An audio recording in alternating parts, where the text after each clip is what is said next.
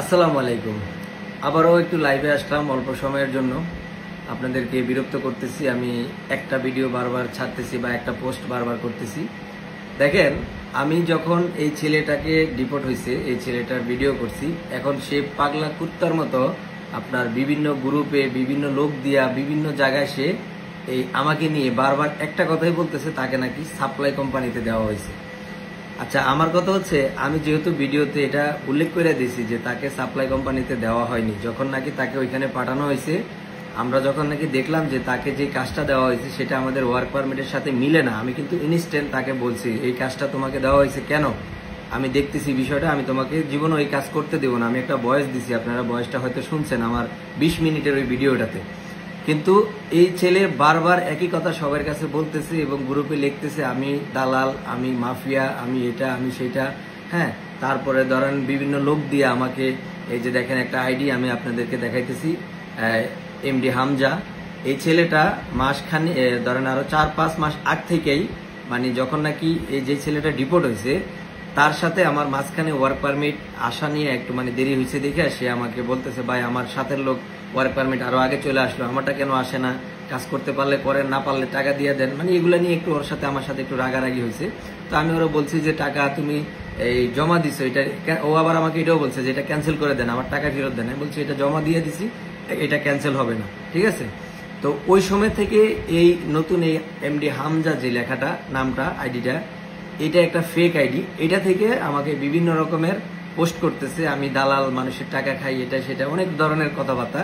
তো এই মাঝখানে অনেক দিন এটা হয় নাই, মানে এই ছেলে ভিসা পাওয়ার আগ থেকে এই জিনিসগুলো বন্ধ হয়ে গেছিল। তো যখন নাকি এই ছেলে ডিপোর্ট হয়েছে তার একদিন আগ থেকেই এই আইডি থেকে আবারও সেই মেসেজগুলো আসতেছে যে আমি দালাল, আমি এটা সেটা, বিভিন্ন গ্রুপে, বিভিন্ন আপনার হচ্ছে ইউরোপের যেই পেজগুলো আছে, গ্রুপ পেজগুলা, এগুলোর ভিতরে গিয়ে গিয়ে তারা এগুলো করতেছে। তো যাই হোক, রোজার মাস, উপর আল্লাহ একজন আছে, যদি তোরা ইচ্ছাকৃতভাবে আমাকে অপমান করার জন্য এগুলো করে থাকস, তো তোরাও প্রস্তুত থাকিস, কোনো একদিন আল্লাহ তোদেরকেও কোনো না কোনো লোকের মাধ্যমে অপমান অপদস্থ করবে। তো এটা শুধু আমি আল্লাহর কাছেই বলবো, এটা আমি আর কারো কাছে বলবো না। আর আমি যেহেতু এটা একটা ফেসবুক মাত্র, আমি চাইলে এটার অ্যাকশন নিতে পারি, ঠিক আছে। ওই পিঁপড়া মারতে কামানের মানে প্রয়োজন আমি মনে করতেছি না। তো যাই হোক, তোরা যত বেশি আমাকে নিয়ে লেখালেখি করবি ততই আমার ভিউয়ার্স বাড়তেছে, ততই আমার মানুষের কাছে আমি পরিচিত হইতেছি, ঠিক আছে। তোরা যত বেশি খরচ করতে থাক, সমস্যা নাই আমার। তো এটাই ছিল বিষয়। এই ছেলেটাকে আমরা ওই যখন নাকি ও বলছে যে তার এটা কোম্পানি সাপ্লাই, আমি কিন্তু তাকে বলছি তাৎক্ষণিক যে তোমার এই কোম্পানিতে তোমার ভিসা হয় নাই, এই কোম্পানি থেকে তোমার পারমিট আসে নাই, তোমারে যেই কাজ দেওয়ার কথা আমরা সেখানেই পাঠাবো। যেহেতু তুমি বারবার বলতেছো তোমার কুয়েতে থাকার জায়গা নাই, কুয়েতে তুমি থাকতে অসুবিধা হইতেছে, এই জন্য তোমাকে এখানে আমরা এখানে একটা কাজে আইনা দিছি এবং এটা ক্লিয়ার করে আমরা বলছিও যে তোমাকে এখানে ক্ষণিকের জন্য রাখা হয়েছে, মাত্র 15 থেকে 16 দিন বা 20 দিন তুমি কাজ করো। তোমার সাথের লোকটা কিন্তু একটা কথাও বলে না এখন পর্যন্ত, সে কাজ করতেছে এবং সে ওয়েল্ডার, তার ওয়ার্ক পারমিটে ছিল, সে ওয়েল্ডার এবং সে কিন্তু কুয়েতে ওয়েল্ডিং এর কাজ করে, ওই হিসাবে তাকে আমরা ওয়েল্ডারের ওয়ার্ক পারমিট বের করে দিছি। কিন্তু যেই ছেলে ডিপোর্ট হয়েছে তার কিন্তু কোনো কাজের যোগ্যতাই নাই, সে কিন্তু কোনো কাজই জানে না এবং তার আগে বিটফ্লাই, তারপরে কুয়েতে আরো কয়েকটা এরকম ট্রাভেল এজেন্সির কাছে গিয়ে সে 3 বছর নষ্ট করছে, তার নিজের মুখে কিন্তু এই কথাগুলো বলছে। সে 3 বছরও সে কোনো জায়গা থেকে ভিসা করাইতে পারে না। যাই হোক, আলহামদুলিল্লাহ আমরা ভিসা করাই দিছি, কিন্তু সর্বশেষ আমরা তার কাছে এতটাই কালার হয়েছি যে সে আমাকে একদিনের ব্যবধানে সে আমাকে মাফিয়া বলে ফেলাইছে। হ্যাঁ, তাকে নাকি আমরা এমন জায়গায় রাখছি, ও আবার এটাও বলতেছে তাকে আমরা বিক্রি করে দিছি। তো বিক্রি করে দিছি যখন, তুই পাসপোর্ট নিয়ে সেখান থেকে বাইরে আসলি কিভাবে? তোকে তো বিক্রি করে দিছি, তোর তো এখান থেকে বাইরে হওয়ার কোনো সুযোগ ছিল না। যদি মাফিয়ার হাতে পড়তি বা মাফিয়ার হাতে তোকে দিয়ে দিতাম, তোর তো ওইখান থেকে বাইসে আসাটাও সম্ভব ছিল না। তারপরে তুই যে বললি তোকে বিক্রি করে দিছি, তোর সাথে যে কন্ট্যাক্ট ছিল, আমি তোরা বলছিলাম যে লাস্টে তুই যেতে সবকিছু ফ্লাশ করে দিছিস, আমিও বইলা দিই, তুই আমার সাথে যে কন্ট্যাক্ট করছিলি সেই কন্ট্যাক্টের বাইরে আমার খরচ হয়ে গেছে। আমার যেই মানে ও প্রথম কিন্তু রোমানিয়ার, পোল্যান্ডের কথা বলছে, তা আমি বলছি পোল্যান্ডেটা হবে না, আমরা অন্য দেশের জন্য তোমার জন্য ট্রাই করবো। তো যাই হোক, মাঝখানে আমি তাকে এই বিষয়টা ক্লিয়ার করে নিই যে আমাদের এখানে খরচ একটু বাড়বে, মানে আমরা প্রথম যেই রেটটা ধরছিলাম এবং ওর সাথে যতগুলো লোক ছিল সবারই সেম, ওরা কিন্তু টাকা দিয়ে দিছে, কোনো কথা হয় নাই। কিন্তু ও আমাকে বলতেছে ওর ফ্যামিলি নাকি তাকে ত্যায্যপুত্র করবে, এভাবে বলতেছে, যদি আমি 1 লাখ টাকা এখন আপনাকে বেশি দিই আমার ফ্যামিলি আমাকে ত্যায্যপুত্র করবে। ঠিক আছে, আপনি এটা চাইছেন, আমি ওইখানে গিয়ে আপনাকে কাজ করে দিব।